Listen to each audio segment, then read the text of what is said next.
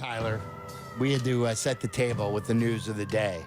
All right. Adam Schefter had a good article on ESPN.com today about his draft intel, what he's hearing, news and notes and all that stuff leading into draft season. One thing that sort of caught my eye, and it's not something that we didn't know. We knew that the Bears only had 4 picks, but that is the fewest number of picks of any team in the NFL draft this upcoming season. Now, it is worth noting Ryan Poles is a mover and a shaker in the draft. The last 2 drafts, he has drafted at least 10 players.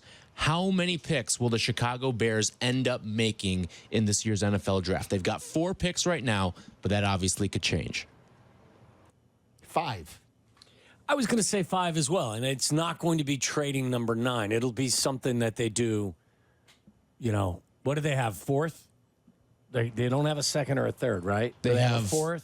They have a 4th and a 3rd. I don't think they're going to. Oh, they do have a 3rd. Okay. I think that they're subscribing also to the theory that seems to be pretty prominent that this draft is unlike recent drafts. Like, once you get past a certain number, it's not so good. So After the 4th is what they say. So I don't know that they're going to be all that eager to be moving down into the 5th, 6th, or 7th round. I think this is a year, because next year they've got a full complement of picks. They've used 2 basically this year to trade for Montez Sweat and Keenan Allen. I'd be fine if I was them with 4. They were rebuilding, too. They needed more bodies before. Like, this year, they should be cutting some decent players. Yeah. So don't just draft just to draft players. You need, I'm a firm believer that you need better players. Yes. Make them count. Not more players, right. Better players. Yes. So you can start restocking the shelves next year when you do have a full complement of picks. This year, get me some stars. Adam Schefter also revealed in this article that there is a resolution expected soon for tampering charges for the Eagles and the Falcons. Now, the Falcons one is significant because there is a thought out there that they could lose their 1st-round pick, which is important for the Bears because that would bump them up a spot to 8 instead of 9.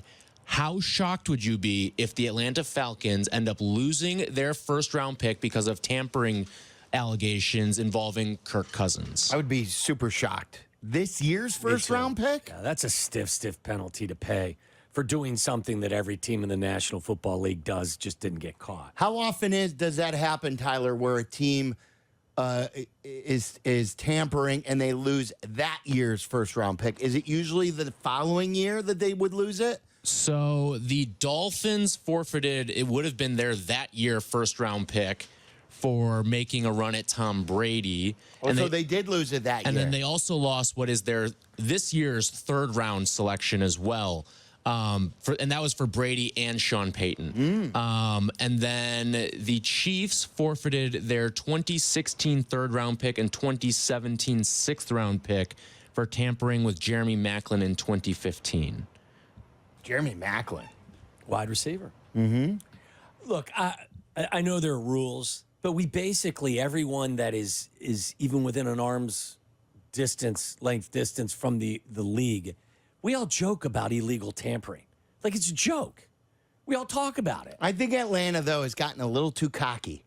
Yeah, they have. They look at us. We voted Bill Belichick off the island. We're telling everyone about it. He wasn't even our 3rd choice. Look at us. We're going to beat the rules. Take it away. Listen, Let the Bears move up. I hope that they take the 8th pick of the draft away from them. I think that would be a ridiculously stiff penalty for this particular crime. I'm okay with it. If the Bears weren't picking 9, what would you say? What if the Bears were 8 and they were the one being charged with this crime? Look, I think you have to pay the piper. That's what I like to say. What do you just? It's words that I live by. You're skating in circles. What do you mean? It's the words that I live by in general. Pay the piper. You What does pay that the mean? piper. What does that mean? Pay the piper. Can you go ahead, Ballard? Can you imagine if we were in Atlanta? By the way, who's the piper? Goodell. Goodell's the piper right now.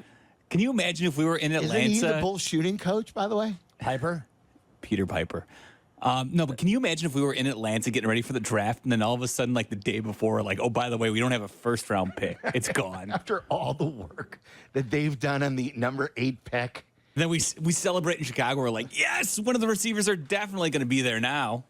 It's not going to be the 8th pick, right? I mean, It's funny too because We can Ryan hope. Pace is at the center of the allegations. Yeah, that's another good Ryan point. Pace wasn't even getting a vote in the Bill Belichick. It could be the best saga. thing Ryan Pace ever does for the Bears organization is lose to the Falcons got pick. Lovey got them the #1 pick last year, and He's Ryan got Pace no gets them a juice. spot up this year. He's Ryan got Pace no was juice. Ryan Pace was definitely involved. No, in he this. was not. If they voted not to hire Bill Belichick and they were bragging about it, Ryan Pace was definitely involved in Ryan this. Pace is watching USFL film. That's what he's doing. Stop it. It's not USFL anymore, is Whatever it is. All right. There is a name that has He's started probably to watching gain. USFL film from years ago. it? Here, Ryan, watch this. It's from and it's the old USFL. Look at this Ryan. Tom Thayer. Look at him move. Yes. There's a name that's gaining a lot of steam as of late, and it's Michael Penix Jr. In this article as well, Shefty notes that Penix could go as early as number 8 to the Falcons. Diana Rossini also tweeted out that anonymous GMs have said that Michael Penix Jr. is potentially the best kept secret in the draft. Just signed Kirk Cousins. Why would you draft the quarterback at 8? What did I tell you? Atlanta's gotten too cocky. Take their pick away. Anyway, I ask you this. Let's say Michael Penix is a hot name come Thursday. What is better for the Chicago Bears in terms of how they can maneuver with that 9th overall pick? A wide receiver being available or a significant bidding war at 9 for Michael Penix? I want the wide receiver to be available. That's what I want. Is that what you were asking? Like, I want them to draft a wide receiver. Yeah, you just Difference again, maker. Just like with Caleb Williams, if you get the guy that you love, I know draft capital is important, but if you come away with 2 guys who are going to be stars, Warms my heart. all the draft capital in the world isn't going to replace 2 stars. No, I agree with that. And again, like, look, I guess the best time to draft a quarterback is when you don't need one. Somebody said that. I don't know that makes 100% sense with me, but I don't know that you would. No. know that that's what you would do. I don't think, 'cause you're who's win giving now. That? That's That's like- what Shefty's hearing. It says some teams disagree. He's talking about Bo Nix, Michael Penix. There is now speculation Penix could go as high as number 8 to the Falcons. By the way, Caleb Williams loves Penix. He sung his praises in that podcast. Loves him. We still going to get a first-round pick for Justin if we trade him? Why do you got to Never bring mind. that up? Never mind. Solve I'm the just wound. saying there's a lot of stuff out there Yeah, that's right. being bantered about. Was that a shot at Shefty? No, I wouldn't do I that. think you just took a shot at I would Shefty not- I and think that Mel. was I a would not Shefty do shot. that. Yeah. I would not do that. I Yeah. have too much respect for Shefty. I love Shefty. I don't know. That was a shot. All right. So that's Aki's A list.